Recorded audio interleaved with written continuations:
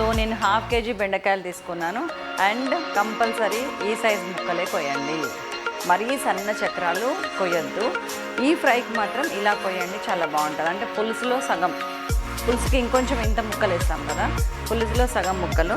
So fry అది కూడా అరకిలో పైన ఉన్నది. నేనైతే ఒక 7-8 టేబుల్ స్పూన్స్ వేస్తున్నాను. బాగుంటుంది ఫ్రై. నూనె కొంచెం వేడెక్కినాక వేసేయండి తాలింపు. చక్కగా 1 టీ స్పూన్ మినపప్పు, 1 టీ స్పూన్ పచ్చిశనగపప్పు, ఆవాలు సేమ్, అండ్ జీలకర్ర కూడా 1 టీ స్పూన్, మిరపకాయలు గింజలతో కలిపి మిరపకాయలు బాగుంటుంది, అదో టేస్ట్. అండ్ వెల్లుల్లి జోరుగా వేస్తున్నా. వేగిపోతుంది, హైలో ఉంది, సిమ్ చేస్తున్నా. మన కరివేపాకు తుంపలు చేసిన కరివేపాకు, మిక్స్ చేసిన కరివేపాకు, సో దట్ అది ఏరటానికి పనికి రాకుండా ఒక్కొక్క ముక్కకి ఒక్కొక్క రేఖ అతుక్కుంటుంది, ఆ టేస్ట్ బాగుంటుంది. ముందు బెండకాయలు వేసాయి అండ్ ఇప్పుడు హైలో పెట్టాయండి. వెరైటీ బెండకాయ ఏం కాదండి, కానీ టేస్టీ బెండకాయ అని చెప్తాను, డిఫరెంట్గా ఉంటుందని చెప్తాను ఫర్ షూర్. వేగుతూ ఉంటే ఎవెన్చువల్లీ 1 by 1 వేద్దాము, అప్పుడు చాలా బాగుంటుంది ఫ్రై. ఒకటి తర్వాత ఒకటి ముక్కకు పట్టుకుంటా కోటింగ్ లాగా, అట్లా బాగుంటుంది. ఇప్పుడు తాలింపు కోటింగ్, ఇది వెల్లుల్లి కోటింగ్, కరివేపాకు కోటింగ్ అన్నీ అనేవి మనకి చూస్తానికి బాగుంది కదా. అండ్ జస్ట్ బెండకాయలు వేసి ఒక 2 minutes అయిందంతే.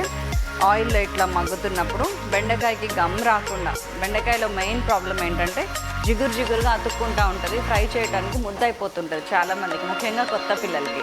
అండ్ పసుపు వేస్తే దానివల్ల సగం ప్రాబ్లం తీరుతుంది. ½ టీ స్పూన్ పసుపు వేస్తున్నాను.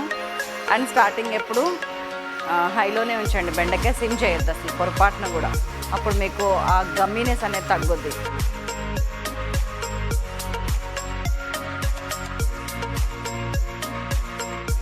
సో ఇప్పుడు జస్ట్ ఒక్క ఆనియన్, పెద్ద ఆనియన్ వేసేస్తున్నాను, చిన్న ముక్కలు కట్ చేసింది.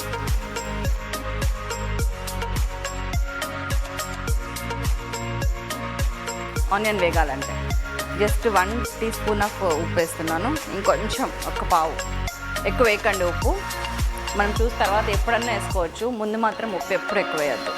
ఎందుకంటే ముక్కకు పట్టేసింది అనుకోండి ఉప్పు అనిపిస్తుంది. చివరి కావాలంటే కలుపుకుంటే అది వేరు. మంచిగా వేగుతున్నట్టు మీకు కనిపిస్తుందా ఇది?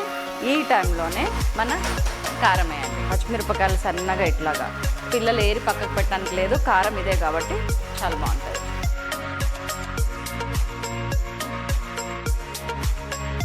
అయిపోయింది, అంత సింపుల్గా.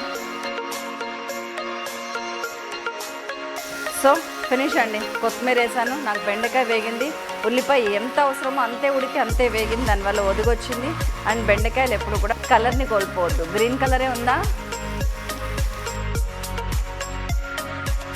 అండ్ ఇది టేస్ట్ మాత్రం M to the power of M.